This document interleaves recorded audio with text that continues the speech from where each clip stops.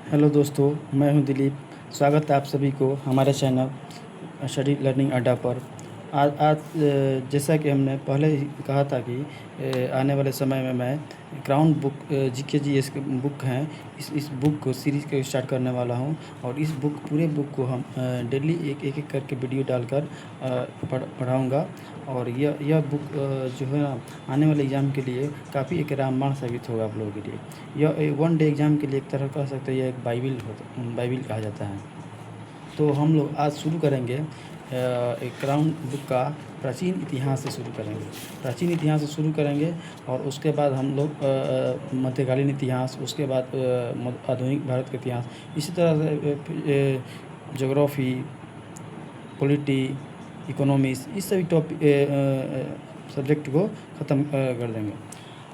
तो आज से हम शुरू कर रहे हैं आप लोग के लिए प्राचीन भारत का इतिहास। प्राचीन भारत के इतिहास के स्रोत। प्राचीन भारत के इतिहास के स्रोत जो है ना, यानी प्राचीन भारत के बारे में हम कैसे जान सकते हैं कि प्राचीन भारत, ऐसे तो कोई 2000-3000 साल पहले क्या क्या हुआ था ऐसे तो पता नहीं चलेगा। उसको पता करने के लिए क्या ज़रूरत पड़ा है, कुछ इतिहास के स्रोत थे। जैसे साहित्यिक स्रोत हो गया, दूसरा हो गया पुरातत्विक स्रोत। साहित्यिक स्रोत का मतलब होता है जो साहित्य द्वारा हमें ज्ञात हुआ है, उससे हमें जो प्राप्त हुआ है वो जानकारी मिलेगा इससे। पुरातत्विक स्रोत में जो ASI archaeological survey of India जो खुदाई करके जो खोज निकाला है, उससे हम लोग पुरालेख, सिक्के, स्थापत्य अवशेष, उत्खनन इत्यादि के बारे में हम लोग जानकारी प्राप्त हुआ है। साहित्यिक स्रोत में आपका दो चीज़ों के बारे में स्टडी करना है। जैसे लिखित साहित्यिक स्रोत हो गया, जिसे हम एक नोट्स बनाए हैं। इसी पूरे इस बुक को एक नोट्स के माध्यम से हम बनाए हैं। इस नोट्स के माध्यम से आपको बता रहे हैं। देखिए, ये है लिखित साहित्यिक स्रोत। लिखित साहित्य स्रोत में आ जाएगा जैसे धार्मिक ग्रंथ हो गया, जैसे ब्राह्मण साहित्य में क्या क्या आएगा। ब्राह्मण साहित्य में ऋग्वेद, यजुर्वेद, सामवेद, अथर्ववेद, यानी ये चारों ऋग्वेद, सामवेद, यजुर्वेद, अथर्ववेद को मिलाकर संहिता कहा जाता है। संहिता ब्राह्मण, आरण्यक, उपनिषद, महाभारत, रामायण, पुराण, इन सभी के माध्यम से हम लोगों को इतिहास के बारे में जानकारी प्राप्त होता है। उसके बाद आता बौद्ध साहित्य, बौद्ध ग्रंथ का बौद्ध साहित्य, जैसे विनय पिटक जो है ना, इसको हम लिंक करके पढ़े। जैसे विनय पिटक का नाम दे दिया है तो हमें दिमाग में आना चाहिए क्या, विनय पिटक में क्या उल्लेख किया गया है। विनय पिटक में नियमों को उल्लेख किया गया है, जो बौद्ध धर्म में नियम होते हैं उस सब का उल्लेख इस नियम में किया गया है। और ये कब लिखा गया था, ये विनय पिटक और शुद्ध पिटक दोनों को प्रथम बौद्ध संहिता जो 483 ईसा पूर्व में राजगृह में हुआ था, वहाँ पर ये दोनों बुक का रचना किया गया था। और किसके, विनय पिटक को उपाली के नेतृत्व में किया गया था रचना, और शुद्ध पिटक को आनंद के नेतृत्व में किया गया था। तो विनय पिटक में नियमों का संग्रह मिलता है, और शुद्ध पिटक में धार्मिक विभिन्न जो बौद्ध धर्म के जो दार्शनिक थे, जो विद्वान थे, उन लोग धार्मिक विचार दिए हैं, उस धार्मिक विचार और वचनों का संग्रह इसमें दिया गया है। उसके बाद अभिधम पिटक में क्या, ये कब लिखा गया है, ये तृतीय बौद्ध संहिता जो कि 383 ईसा पूर्व में हुआ था। तृतीय बौद्ध संहिता वहाँ पर इसकी रचना की गई थी। ये किसके द्वारा संकलन किया गया था, मोगली पुत्रतीसस्य द्वारा इसका संकलन किया गया था। इसमें क्या चीज़ का वर्णन किया गया है, इसमें बौद्ध दर्शन का वर्णन किया गया है। बौद्ध दर्शन में जो है उसका वर्णन इसमें अभिधम पिटक में किया गया है। उसके बाद आता महावंश, दीपवंश। यह दो जो है ना बौद्ध साहित्य, ये दक्षिणी बौद्ध मत के ग्रंथ है। यानी दक्षिणी बौद्ध मत के ग्रंथ हो गए ये बौद्ध महावंश, दीपवंश। ललित विस्तार की रचना कहाँ हुई, ललित विस्तार की रचना नेपाल में हुई थी, और यह एक गणित की पुस्तक है। दिव्यावधान भी, ये भी बहुत साहित्य है। बुद्ध चरित्र की रचना किसने की थी, अश्वघोष ने। महाविभास की रचना किसने की थी, वासुमित्र ने की थी। जातक में किस चीज़ के क्वेश्चन पूछता है, जातक में किस चीज़ का वर्णन किया गया है, बुद्ध के पूर्व जन्मों का कथाओं का वर्णन किया गया है इसमें। जातक में बुद्ध के जो प्राचीन जीवन के जो हैं उसके कथाओं का वर्णन किया गया है। अब आइए जैन ग्रंथ के बारे में बताते हैं। जैन ग्रंथ को अर्धमागधी भाषा में लिखा गया है। ये कल्प सूत्र भद्रबाहु द्वारा लिखा गया है। यह संस्कृत में लिखा गया है। भगवती सूत्र जो है ना महावीर के जीवन पर प्रकाश डालता है। भगवती सूत्र जो है ना यह महावीर के जीवन के बारे पर प्रकाश डालता है और इसमें 16 जनपदों का उल्लेख भी देखने को मिलता है। आचारांग सूत्र में जैन भिक्षुओं के आचार नियमों को उल्लेख मिलता है। आचारांग सूत्र में जैन जो भिक्षु थे उनके आचार नियम थे उसके बारे में हम आचारांग सूत्र में देखने को मिलता है। प्रमेय कमला मार्तंड ये भी एक जैन ग्रंथ है। इसकी रचना प्रभाचंद्र ने की थी। परिशिष्ट पर्वन जो एक बौद्ध साहित्य है, इसका रचना हेमचंद्र ने की थी। अब आइए ऐतिहासिक साहित्य के स्रोतों पर, यानी ऐतिहासिक, ये तो लिखित साहित्य के स्रोत हो गया, ये ऐतिहासिक साहित्य स्रोत जो लिखा गया है। राजतरंगिणी जो है ना फेमस किताब है। ये क्वेश्चन बहुत बार आ चुका है एग्जाम में। राजतरंगिणी जो है ना कल्हण के द्वारा लिखा गया है और यह जो है ना संस्कृत भाषा में लिखा गया है। पृथ्वीराज रासो की रचना चंद्रवर दाई ने की थी। पृथ्वीराज रासो की रचना की थी। हर्षचरित की रचना बाणभट्ट ने की थी।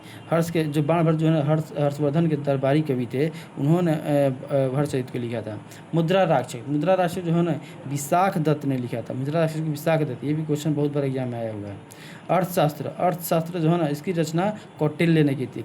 यानी कौटिल्य को ही चाणक्य कहा जाता है, विष्णुगुप्त भी कहा जाता है। यानी कौटिल्य का तीन नाम है। ये इन तीनों नामों का ध्यान रखना है। कभी एग्जाम में दे देगा अर्थशास्त्र की रचना किसने की थी, कौटिल्य ने दे देगा चाणक्य ने दे देगा विष्णुगुप्त। तो तीनों मतलब एक ही होता है। अब स्वप्नवास दत्ता की रचना भास ने की थी। ये भी क्वेश्चन एग्जाम में आया हुआ है। अब आइए कालिदास। अब अगली रचना कालिदास की है और कालिदास के बारे में भी बहुत इंपॉर्टेंट क्वेश्चन है। कालिदास जो है ना, कालिदास ने 3 नाटक लिखे हैं और 2 महाकाव्य लिखे हैं और 2 खंड काव्य लिखे हैं। तो 3 नाटक पूछ देगा एग्जाम में, दे देगा और नाटक भी दे देगा उसमें और महाकाव्य भी दे देगा और खंड काव्य भी दे देगा, तीनों को मिलाकर पूछेगा कालिदास निम्नलिखित में से कौन सा नाटक है। जब तक आपको नाटक पूरा नाम नहीं याद होगा और महाकाव्य के नाम नहीं याद होगा, खंड काव्य के नाम नहीं याद होगा, तो आप गलती कर सकते हैं, इसमें कन्फ्यूजन हो सकता है। इसलिए तीनों को हमने सेपरेट बांट दिया है। यानी 3 नाटक लिखा कौन, अभिज्ञान शकुंतलम, मालविकाग्निमित्रम, विक्रमोर्वशीयम। ये 3 नाटक जो है ना कालिदास द्वारा लिखा गया है और 2 महाकाव्य लिखा गया है, रघुवंशम कुमार संभवम, और 2 खंड काव्य लिखा गया है। एक होता है मेघदूतम, दूसरा ऋतु संहारम। तो ये आप लोग याद होना चाहिए।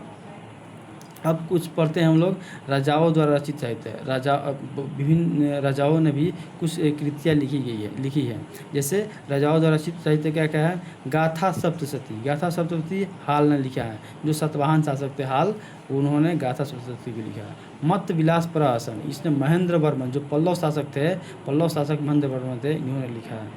रत्नावली, नगानंद, प्रियदर्शिका, ये तीनों जो है ना किताब को किसने लिखा है, हर्षवर्धन की रचना है। ये तीनों रत्नावली, नगानंद, प्रियदर्शिका, ये भी क्वेश्चन एग्जाम में पूछा हुआ है, इसको यह ध्यान में रखना आपको।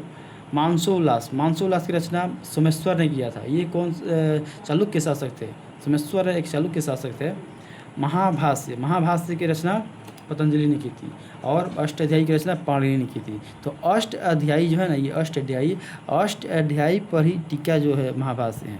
ये क्वेश्चन बहुत बार पूछा हुआ है।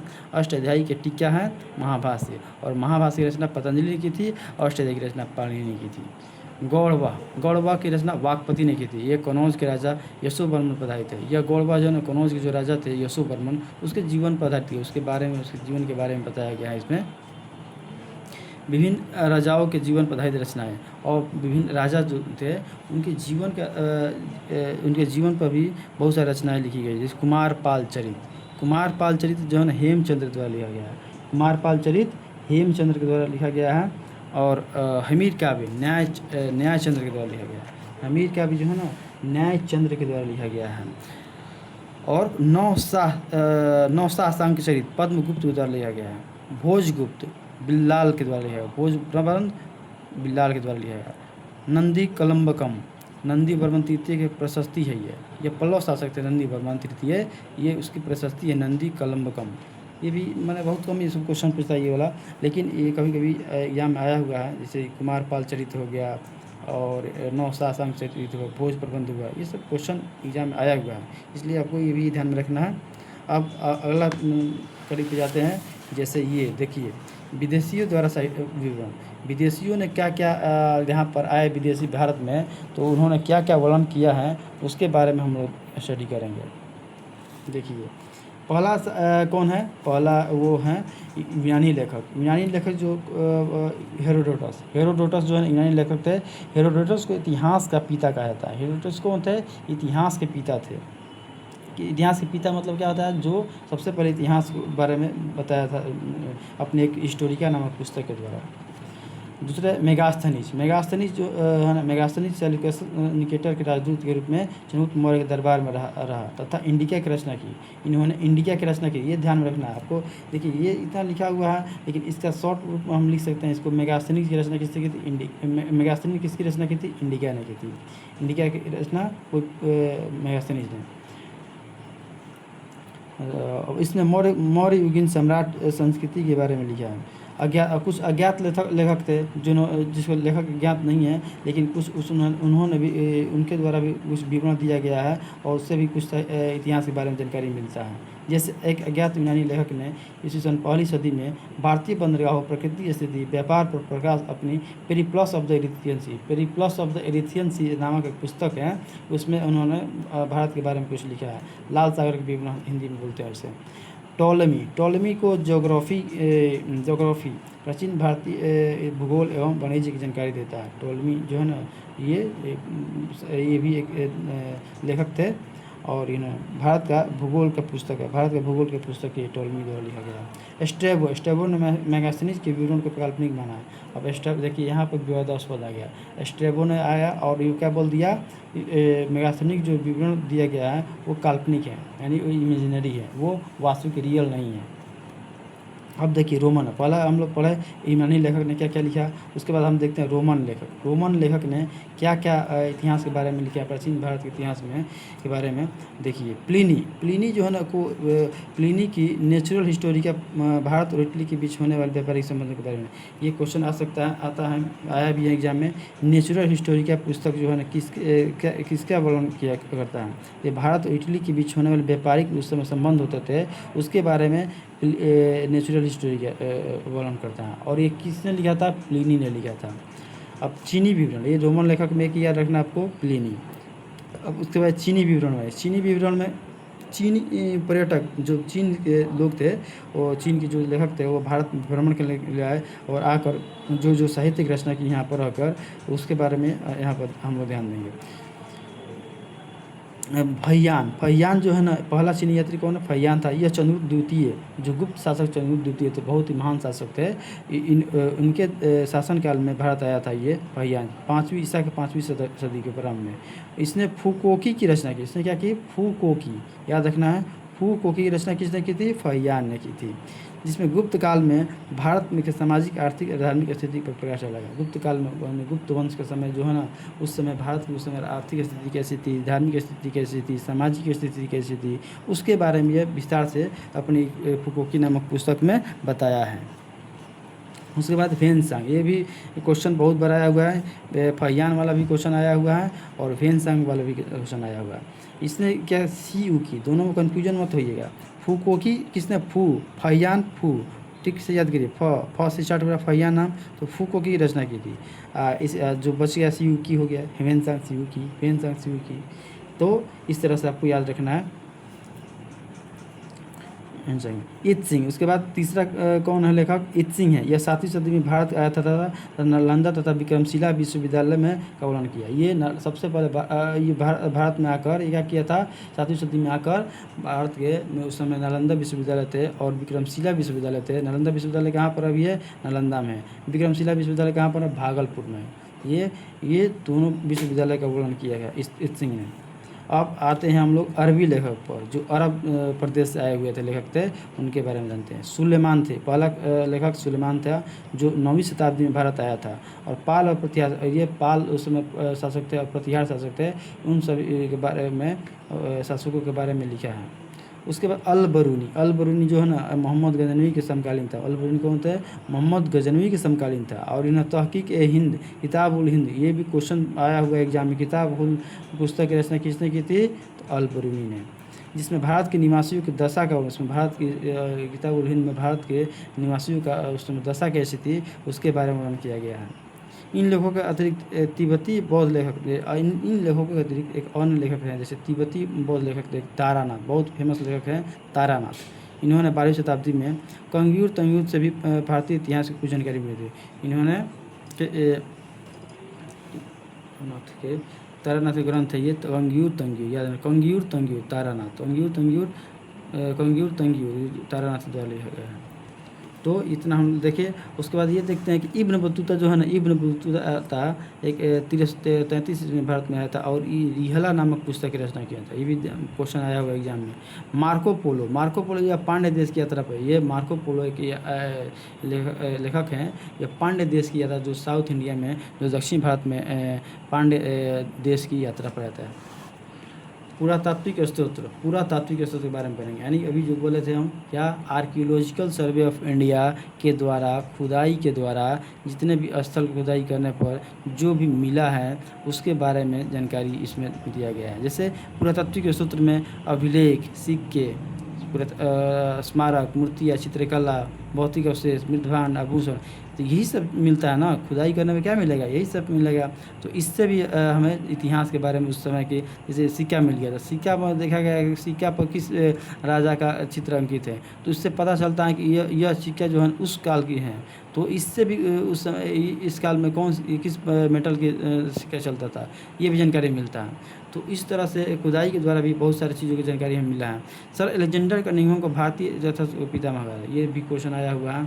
अलेक्जेंडर कनिंघम को भारतीय पुरातत्व शास्त्र का पितामह कहते हैं, फादर ऑफ इंडियन आर्कियोलॉजिकल। जब कुछ शब्दावली के बारे में जान लीजिए। ये क्या है? अभिलेख क्या होता है? जो लेख मुहर, प्रस्तंभों, स्तूपों, चट्टानों, ताम्रपत्रों पर मिलते हैं उन्हें अभिलेख कहते हैं। एपिग्राफी, अभिलेखों के अध्ययन को एपिग्राफी कहते हैं। हिंदी में उसको पुरालेखा शास्त्र कहते हैं, पुरालेख शास्त्र एपिग्राफी को।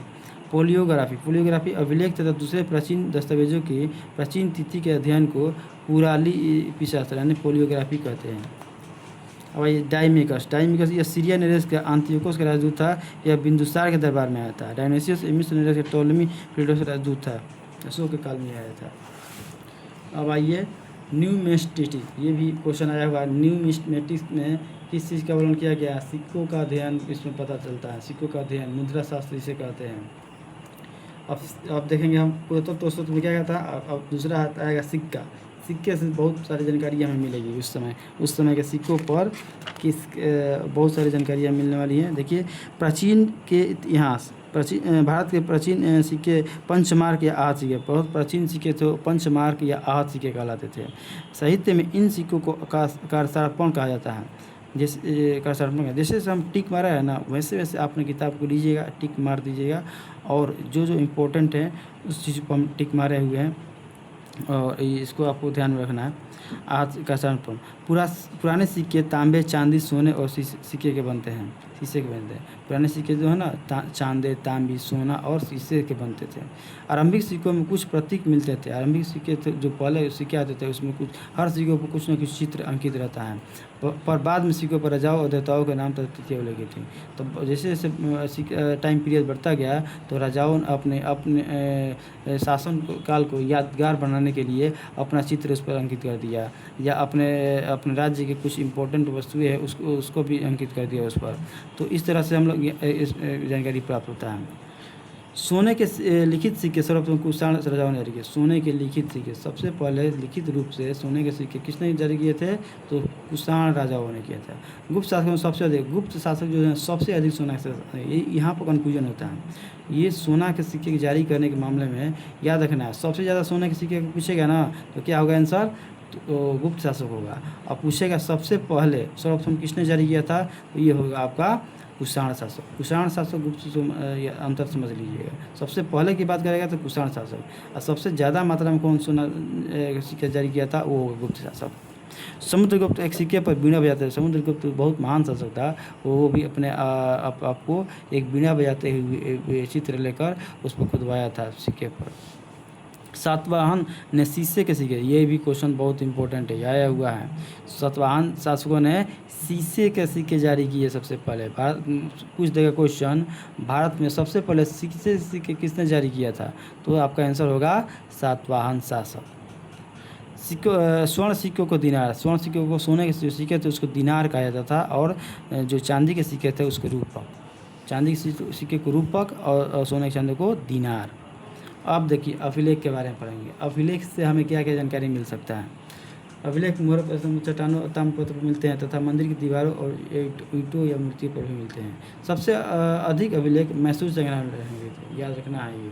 सबसे ज़्यादा अभिलेख कहाँ पर है, मैसूर संग्रहालय में है। मौर्य, मरुत्तर और गुप्त काल के अधिकांश अभिलेख कर्पस इंस्क्रिप्शन इंडिकेशन नामक ग्रंथ में संकलित हैं। अभिलेखों में प्रयुक्त लिपियाँ, अभिलेखों में कौन कौन सी लिपि देखेंगे। कुछ लिपियाँ ऐसी होती है जो बाएं से दाएं की ओर लिखी जाती हैं, और कुछ ऐसी लिपियाँ होती है जो दाएं से बाएं की ओर लिखी जाती हैं। तो देखिए प्राकृत लिपि, यह आरंभिक अभिलेख प्राकृतिक भाषा में है। ब्राह्मी लिपि, अशोक के शिलालेख ब्राह्मी लिपि में, अशोक के जितने भी शिलालेख हैं ना वो सभी ब्राह्मी लिपि में लिखा गया है। यह लिपि बाएं से दाएं, याद रखना है। ब्राह्मी लिपि को ब से ब्राह्मी, आप ब से बाएं से दाएं, ब से ब्राह्मी, आप ब से बाएं। तो ब्राह्मी लिपि बाएं से दाएं की ओर लिखा जाता है। अब खरोष्ठी लिपि, अशोक कुछ शिलालेख खरोष्ठी लिपि में, अशोक जो थे उसे कुछ शिलालेख जो खरोष्ठी लिपि में लिखा गया है। जो अशोक, ये खरोष्ठी लिपि कहाँ से, दाएं से बाएं। खरोष्ठी लिपि जो है ना दाएं से बाएं लिखा जाता है। यूनानी एवं अरमाइक लिपि, यूनानी और अरमाइक लिपि देखते हैं। पाकिस्तान एवं अफगानिस्तान में अशोक के शिलालेखों में इन लिपियों का प्रयोग हुआ है। पाकिस्तान और अफगानिस्तान में अशोक के शिलालेखों के इन लेखों पर इन लिपियों को लेख मिलता है। 14वीं सदी में फिरोज शाह तुगलक को अशोक के 2 शिलालेख मेरठ जो कि उत्तर प्रदेश में एवं टोपरा हरियाणा में मिले हैं। 14वीं सदी में फिरोज शाह तुगलक, FST जिसको शॉर्टकट में बोलते हैं, FST यानी फिरोज शाह तुगलक, एकदम शॉर्टकट में याद करने का तरीका है। और इसमें 2 शिलालेख जो, एक मेरठ उत्तर प्रदेश में जो टोपरा हरियाणा मिले, जिन्हें दिल्ली लाया, वो वहाँ से मेरठ और टोपरा वाला जो शिलालेख था उसको बुलवाकर दिल्ली में लेके आया। कौन, तो अशोक ने। 1837 में जेम्स प्रिंसेप इन शिलालेखों को ब्राह्मी लिपि को सर्वप्रथम पढ़ा था। सबसे उस समय तो लिपि के बारे में कोई कोई पढ़ ही नहीं पाता था, लेकिन जैसे जैसे खोज हुआ वैसे वैसे क्या हुआ, लिपि पढ़ने की कला भी इन लोगों में आ गई। और 1837 में सबसे पहले जेम्स प्रिंसेप ने इन शिलालेखों के ब्राह्मी लिपि को सर्वप्रथम पढ़ा था। अब देखेंगे हम लोग महत्वपूर्ण अभिलेख एवं उनके शासक। महत्वपूर्ण अभिलेख एवं उनके शासक, सबसे पहले समुद्रगुप्त एक गुप्त वंश शासक था और उन्होंने प्रयाग प्रशस्ति अभिलेख इनका है। रुद्रदामन शक संवत से संबंधित है, ये जूनागढ़ अभिलेख से संबंधित है, जो जूनागढ़ अभिलेख कहाँ पर, गुजरात में है। स्कंदगुप्त भीतरी स्तंभ में उल्लेख है, गुप्त वंश शासक स्कंदगुप्त। खारवेल कलिंग हाथी गुम्फा अभिलेख में वर्णन है। पुलकेशिन द्वितीय चालुक्य शासक थे, ये होल अभिलेख में, पुल में होल, ठीक है, पुल में होल, ए होल यानी पुल में होल, पुल में होल यानी ए होल, पुल मैंने पुलकेशिन, ए होल मीन्स एल होल, तो पुलकेशिन द्वितीय ने ए होल अभिलेख। राजा भोज प्रयाग ग्वालियर प्रशस्ति, विजयसेन देवपाड़ा अभिलेख लिखा है। हर्षवर्धन मधुबन एवं बांसखेड़ा, मधु के वन में बांस खड़ा है, ये भी ट्रिक है, मधु के वन में बांस खड़ा है, ये हो गया पुस्तक, ये हो गया इनके अभिलेख, और ये हर्षवर्धन काल में लिखा गया था। यशोधर्म मंदसौर, यश हमें मंद प्राप्त होती है, यश यश से यशोधर्मन और मंद से मंद से क्या प्राप्त होता है, यश, यानी यशोधर्मन मंदसौर। गौतमी बलसेरी, ये नासिक अभिलेख से इनका बारे में जानकारी प्राप्त होता है, गौतमी बलसेरी। और कुछ हैं, ये इतना है, तो हम आगे वीडियो जब बनाएंगे उसमें आगे पढ़ाते जाएंगे। अभी तब तक इतना जो पढ़ा है इसको आप रिवीजन करिए, और इसको जैसे हम नोट्स यहाँ पर बनाए हैं, जैसे ये नोट्स ये है ना, ये नोट्स है, इससे नोट्स बनाते जाइएगा आप लोग, देख लीजिए, स्क्रीनशॉट ले लीजिए इसको। स्क्रीनशॉट लेने के बाद इसको आप भी ऐसे ही बनाइएगा, बहुत ही बेनिफिट होने वाला, शॉर्ट टर्म में बहुत सारी चीज़ों को आप लोग याद कर सकते हैं। देख लीजिए ये, ठीक है। और आज के सेशन से हमें लगता है कोई भी हर एग्ज़ाम में एक क्वेश्चन जरूर फंसेगा, ये क्वेश्चन ये जो हम पढ़ाए ना, इसमें एक क्वेश्चन हर एग्ज़ाम में पूछता है। ये जो साहित्यिक सूत्र हुआ, जो किताबों का नाम दिया हुआ है, सिक्कों के बारे में हम लोग समझे, तो ये किताबों के जो लिखा गया है ना, किताब किसने लिखा है, तो इससे क्वेश्चन एक ज़रूर फंसेगा आने वाले एग्ज़ाम के लिए। कल थोड़ा बचा हुआ है ये किताबों के बारे में, ये वाला, तो ये 2 क्वेश्चन फिक्स होता है। ये हम पढ़ लिए ना, इसमें 2 क्वेश्चन हर एग्ज़ाम में 1-2 क्वेश्चन हमेशा आना ही आना है, और हमेशा आता है, हमेशा आता है इससे। तो ये आपको अच्छी तरह से इसको पढ़ना है। आगे आने वाले समय में हम वीडियो बनाएंगे। तब तक के लिए धन्यवाद। चलिए, तब तक मेरे चैनल को भी सब्सक्राइब करिए, आप लोग वीडियो लाइक एंड सब्सक्राइब कर लीजिएगा, ताकि आप लोगों को नोटिफिकेशन समय पर मिलता रहेगा, और समय पर आप लोग मेरे वीडियो को देखिएगा। धन्यवाद।